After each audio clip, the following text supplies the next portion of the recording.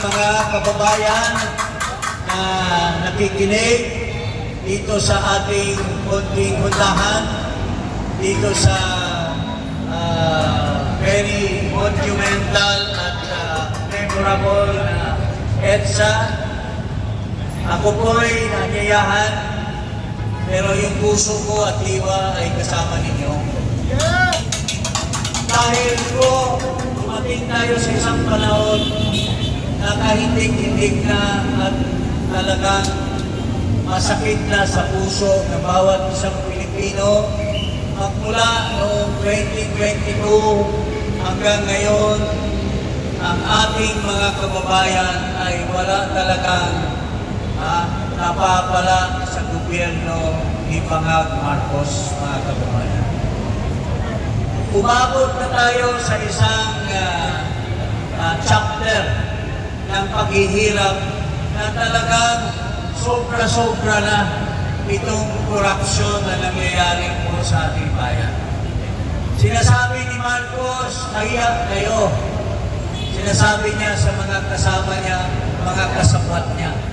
Pero hindi ba dapat, mga kababayan, sasabihin natin kay Marcos na bakit sila lang ang mahiya? Di ba ikaw ang numero 1 na mahiya? Tama! Dahil Marcos, kung hindi ka bobo at hindi ka stupido, walang pera na malustay. Kasi kung matalino ka, hindi mo papayagan na mailabas ang pera sa General Appropriations Act.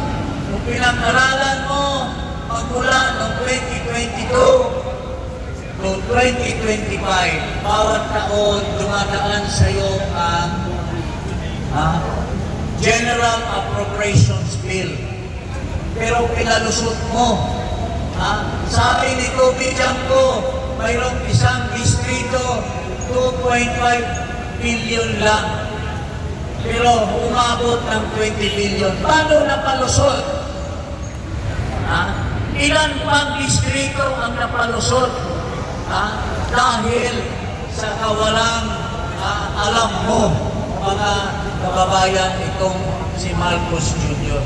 Kaya ang mastermind dito lahat ng korupsyon, isang tao lamang, kundi si Ferdinand Marcos Jr., mga kababayan.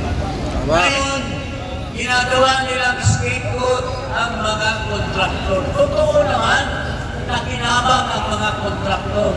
Pero yun lang ang tutumbukan nila, pero yung mga nasa likod nitong korupsyon ito ay makakaligtas. Tulad ng panahon ni Janet Lim Napoles, ang daming mga kongresista, congressmen, senador na involved.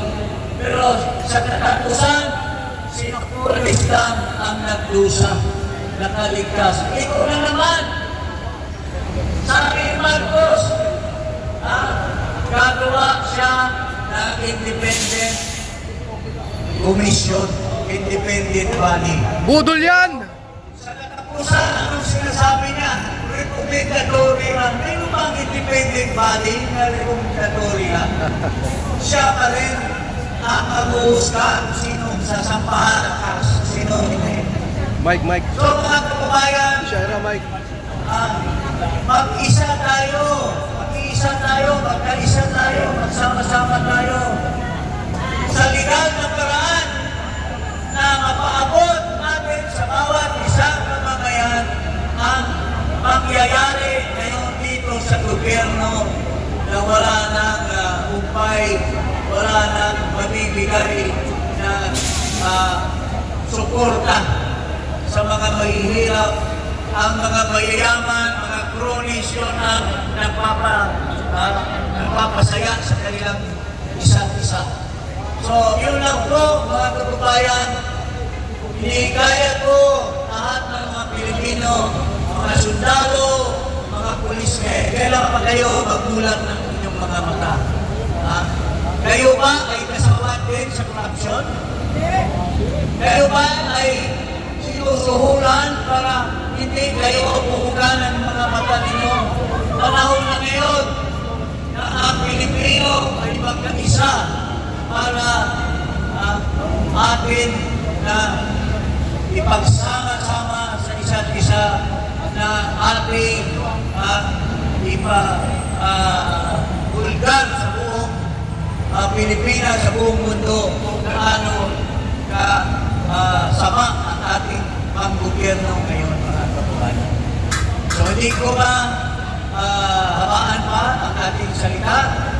Ito na lang, walang ibang mastermind sa lahat na ito. Kundi Si Bongbong Marcos. na mga sa Pilipinas na walang ginagawa kundi magliwaliw lang, gagastusin ang katakot na milyon-milyon. Ngayon, magta-travel na naman ulit siya sa Cambodia. Anong gagawin niya doon? Tulos kayo na naman ang pera.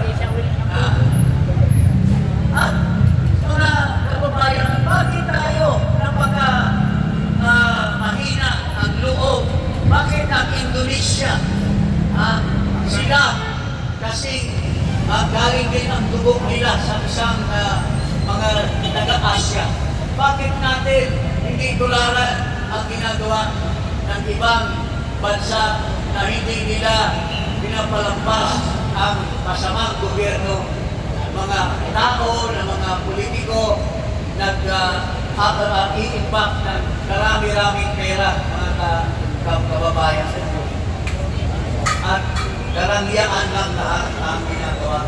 Pero habang kayo na nasa streets, nasa sa inyong bahay, pag nagpapaha, hindi kayo makalabas. Pero kung nagkalabas kayo, hindi kayo makakauwi. Pero saan ang pera para sa flood control? Nasa bulsa ng mga politiko. Itong mga contractors, kasangkalan lang nila para kumita sila, mga kababayan. Tama. So, anong isisigaw po natin? Ito sa gobyerno. Marcos resign! Marcos alis dyan! Marcos alis dyan! Marcos alis dyan! Marcos alis dyan! Mabuhay ang Pilipino at wag sana matuloy ang mga duwag na nandyan lang sa tuloy-tuloy ang chat, pero wala naman hindi sumasama sa atin at ipadayag o ipakita na tayo ay lumalaban para sa ating kapwa Pilipino, mga kababayan. Ayun! Magandang hapon sa inyo lahat. Marami